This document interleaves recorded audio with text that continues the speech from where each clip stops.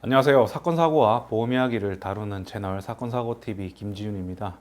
이번 영상에서는요, 지난 영상과 반대로 반드시 소송을 가야 되는 사건에 대해서 이야기해 보고자 합니다. 교통사고 피해자는 이 교통사고로 인해서 받은 손해에 대해서 평가를 해서 손해배상을 받아야 되죠. 그런데 이 손해액을 계산해서 받는 방법이 두 가지가 있죠. 자동차 보험회사랑 합의를 통해서 진행을 하는 방법이 있고, 두 번째로 소송을 통해서 법원의 판결을 통해서 손해배상을 받는 방법이 있습니다. 자동차 보험회사랑 합의를 하는 경우에는요, 보통 자동차 보험회사에서 만든 자동차 보험약관 대인배상 지급 기준으로 산정한 금액을 손해액으로 산정하고요. 소송을 통해서 진행하시는 경우에는 법원에서 인정하는 법원 방식으로 산출하는 소송 가액 기준으로 평가된 손해액을 손해배상금으로 산정하게 됩니다. 이 손해액을 계산하는 방식이 있어서요, 위자료를 산정하는 방식이나 휴업이나 장애로 인한 일시수익을 산정하는 방법이 있어가지고 자동차 보험 약관으로 계산하는 방법보다는 법원에서 인정하는 방법으로 계산하는 것이 피해자에게 유리하기 때문에 우리 교통사고 피해자분들 입장에서는 당연히 소송을 통해서 손해액을 평가받고 싶어 할 것입니다.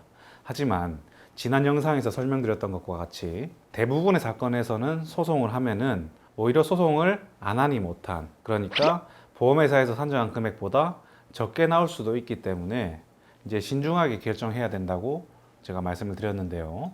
지금부터 소송을 반드시 가야 되는 사건에 대해서 설명드리겠습니다.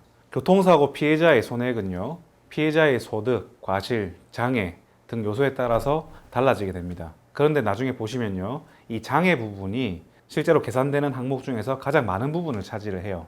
그래서 이 장애가 어떻게 평가되느냐가 이 손해액, 즉 합의금이 많고 적어지는데 아주 중요한 요소라고 할 수 있는데요. 그렇다면 이 장애 평가가 잘 나올 수 있는 사건이 소송을 가야 되는 사건이라고 판단할 수 있겠죠. 그렇다면 어떤 경우에 있어가지고 장애 평가가 잘 나올까요? 바로 어떤 감정의 의사가 평가를 해도 영구장애로 판단될 수 있는 사건이죠. 이런 영구장애로 판단되는 사건들, 부상의 정도는 어떤 것들이 있을까요? 우선 사지절단이나 우리 신체 장기의 결손, 예를 들면 사고로 손목이 절단됐다든지 아니면 비장 파열로 비장을 적출했다든지, 이런 경우에는 영구히 그 신체의 일부를 잃은 게 되겠죠. 누가 평가를 하더라도 영구장애로 평가가 당연히 될 것입니다.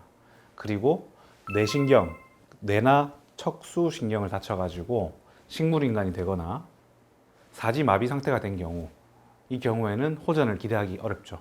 그런 경우에도 영구장애로 평가가 될 것이고요. 또 관절 중에서는 이 무릎에 십자인대 파열이 있습니다.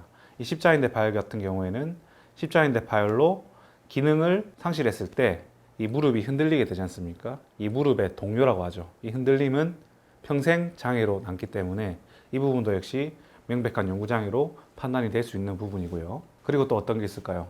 척추를 심하게 다쳐가지고 골절이 됐습니다. 척추를 고정하는 수술을 하게 되는데, 이 고정하는 수술은 대부분 제거를 하지 않거든요.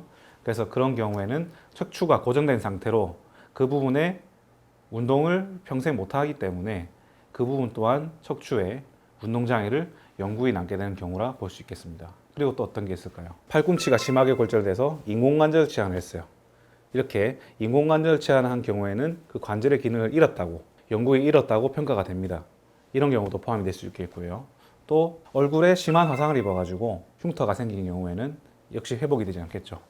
이러한 사건들은 법원 신체 감정에서도 영구장애로 평가가 될 수 있기 때문에 당연히 자동차 보험약관 대인배상 지급 기준으로 산정되는 금액보다 소송에서 법원에서 인정하는 소송 가액 기준으로 산정하는 것이 적게는 20-30%에서 많게는 1.5배, 2배까지 가는 경우도 있습니다. 그렇기 때문에 이러한 부상을 입으신 경우에는 반드시 소송을 하셔야 되고요. 다만 피해자분의 연령이 만 65세 이상이거나 혹은 과실이 많다, 그렇게 해서 보험사가 인정하는 과실보다 소송에서 실제로 과실이, 피해자 과실이 더 많이 잡히는 경우가 실제로 있어요. 이런 경우가 예상되는 경우에는 꼭 소송을 하는 게 답은 아닐 수도 있거든요. 그래서 결론적으로는 내가 과실이 없고 내가 나이가 20대, 30대, 40대, 50대다, 이런 경우에는 반드시 소송을 고려를 하시고요. 65세 이상인 경우에는 오히려 약관이 더 많을 수도 있어요. 그런 경우에는 보험사랑 바로 합의를 하는 게 좋을지 아니면은 소송을 통해서 하는 게 좋을지 꼼꼼하게 검토를 하셔가지고 결정을 하시는 게 좋을 것 같습니다.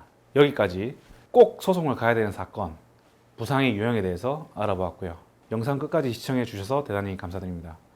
영상 도움이 되셨다면 좋아요, 구독, 알림 설정 하셔가지고 계속 무료로 사건사고TV 채널을 시청해 보세요.